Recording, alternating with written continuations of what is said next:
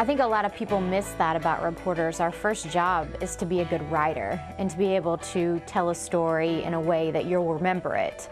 And I think that's missed a lot about TV reporters. One way a person tells a story may not be the way that another person tells a story. So everyone has a little bit of a style or a concept or a formula to building a story.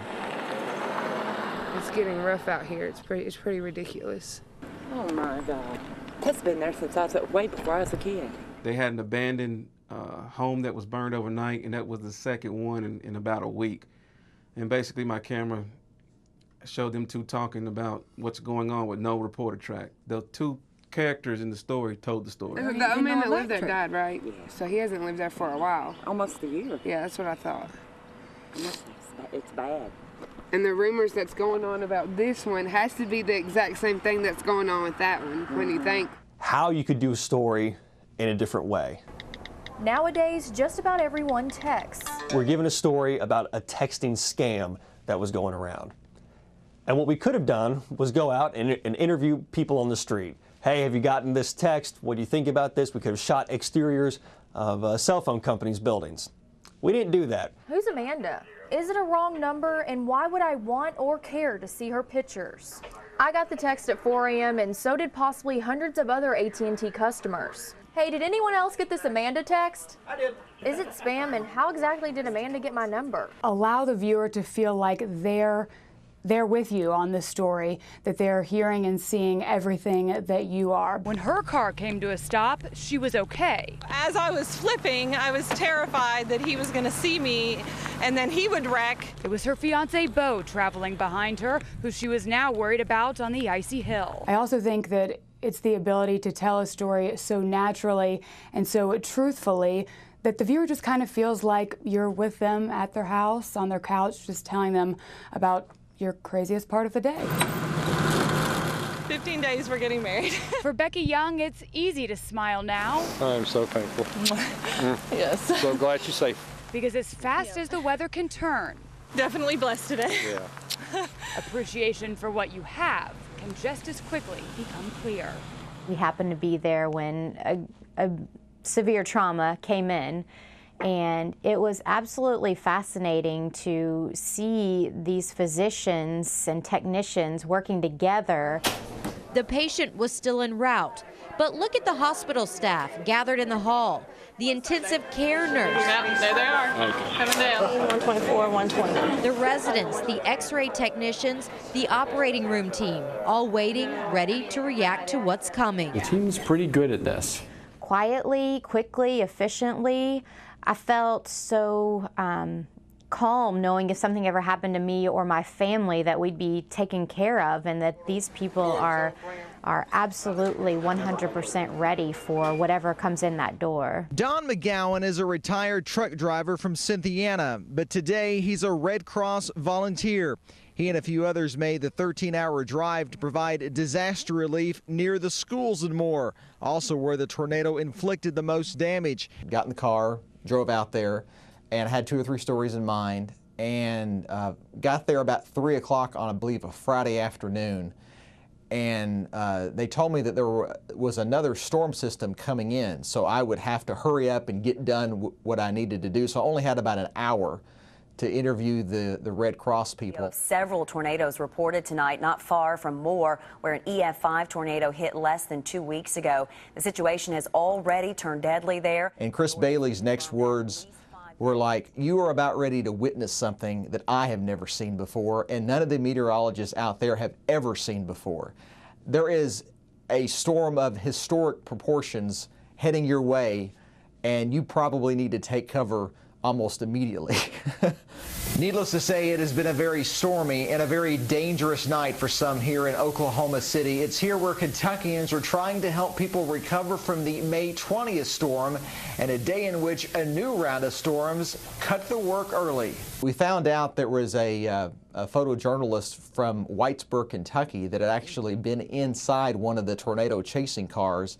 The tornado had picked up the car, thrown it around in the air, and then crashed it down to the ground. Hold on, brothers. Hold on. This is video Reynolds shot as the tornado picked up their car and threw it. Everybody jump, go, go, go. Just keep going if you can. Keep going if you can. Everybody jump down. I remember it was really quiet, and then I was just holding on to anything I could.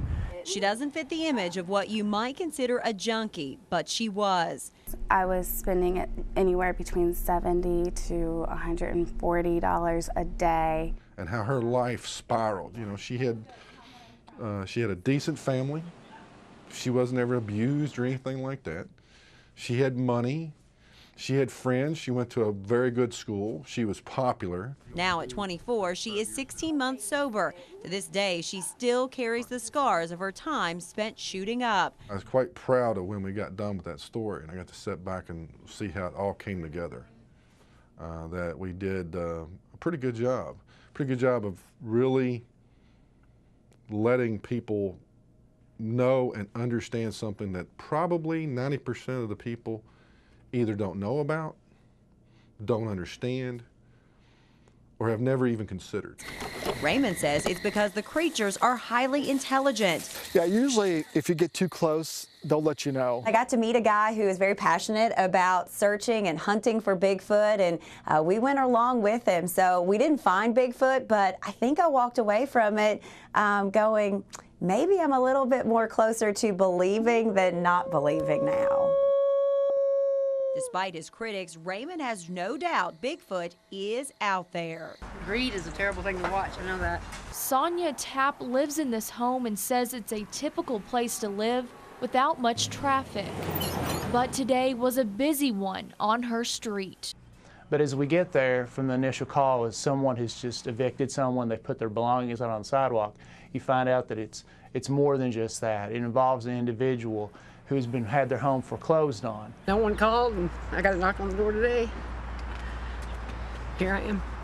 And then as you dig a little bit more, another layer to that is that she's going through a divorce. But she didn't abandon it and couldn't. Every time she turned around, someone was trying to take all she has left. And no one wants to, buy anything. Everybody just wants to take it. Was definitely not what it first appeared to be, especially when we received a phone call about a simple someone putting trash out on the sidewalk.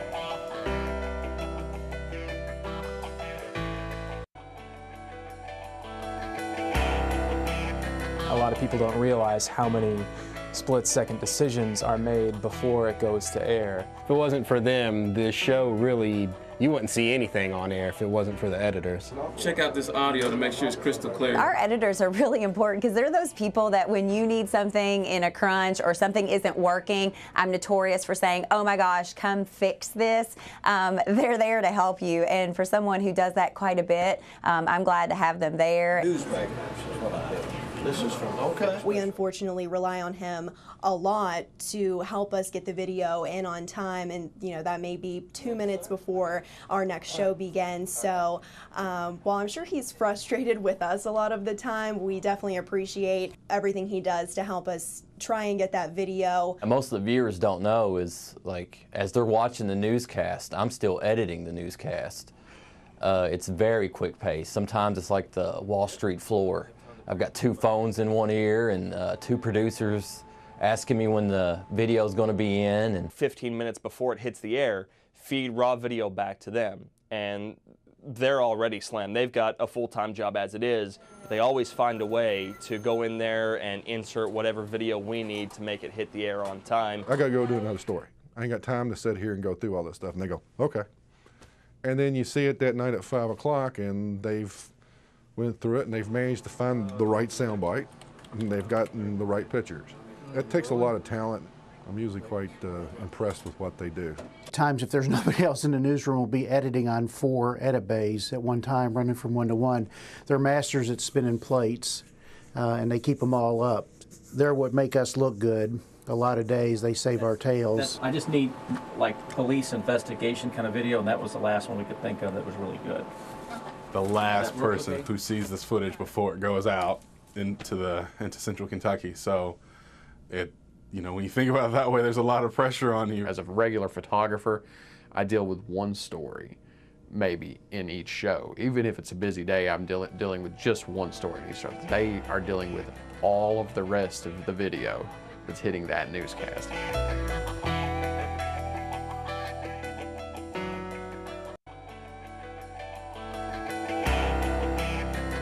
Oh my. Well, you see, we done that story that one time, and we did that good TV talking, and the fire got real big, and the car, we did the flippity flop. This is why I love what I do. She did a real good job with that. We do good together. High five. Videographer and reporter.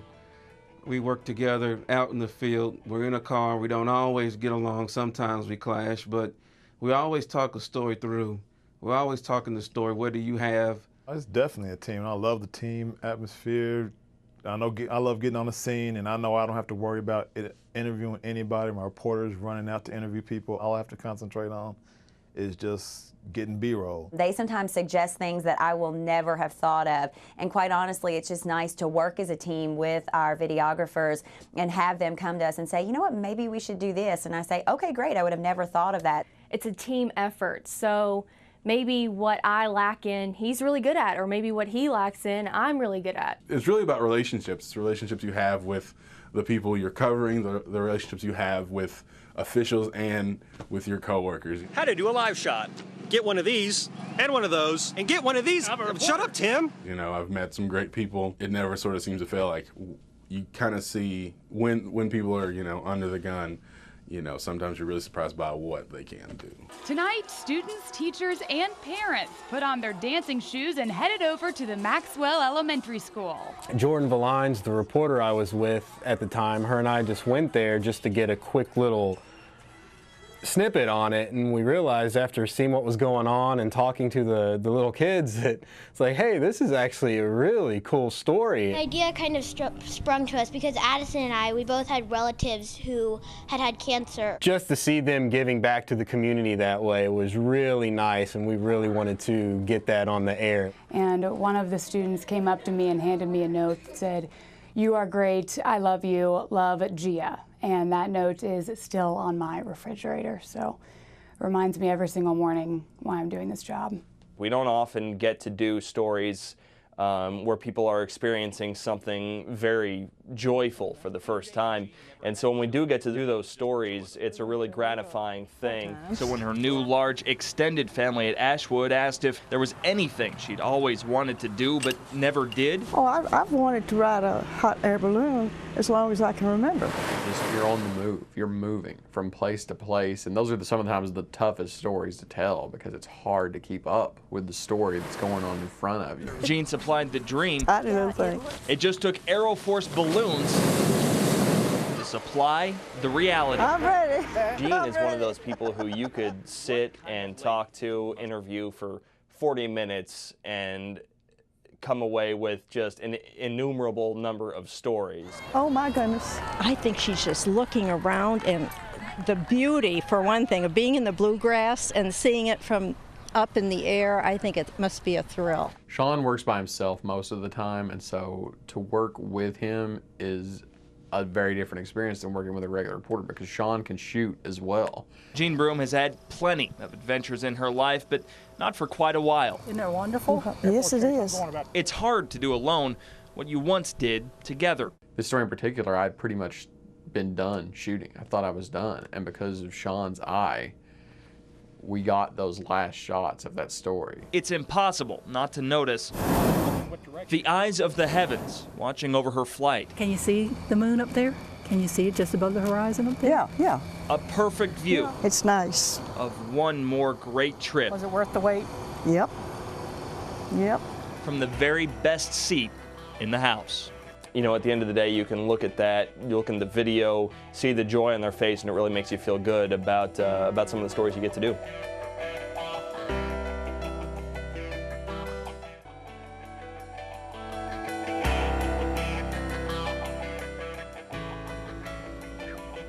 Well, that's a long way down, isn't it?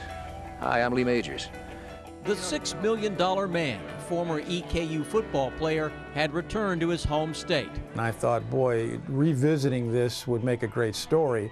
Started doing the math and realized it was 35 years ago, almost to the month, that the fatal jump occurred. The doctor assigned to oversee medical attention at the movie set tried to stop it, believing it was just too dangerous. I told the producer, told the director, I told AJ I didn't think it was a good idea. And right away I recognized the emergency room doctor who cared for Bakunis. It turns out the guy is an old friend of mine, a doctor who had treated me. The cameras rolled and Bakunis jumped.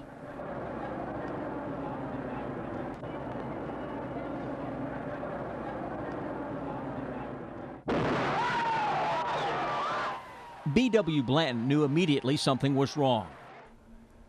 When he hit, the ground shook beneath my feet. People who were my age, a little older, a little younger, remembered that event. It brought back where they were. Some of them were there and their reaction to it. But it was the reaction of the younger people in the station who had never even known this had happened in downtown Lexington. They were dumbfounded that this story actually occurred in a city where they live, and that was in a strange way rewarding. Everybody loves Charlie. He's just always smiling. It's his personality. He just glows. And his parents have tried everything, and they're really at a breaking point. They looked at me with tears in their eyes and just said, "We don't know what to do, but we want to help our son." The first seizure happened when Charlie was just a few months old, then again at 6 months old, and from there the hospital trips added up, as did the pain and the seizures.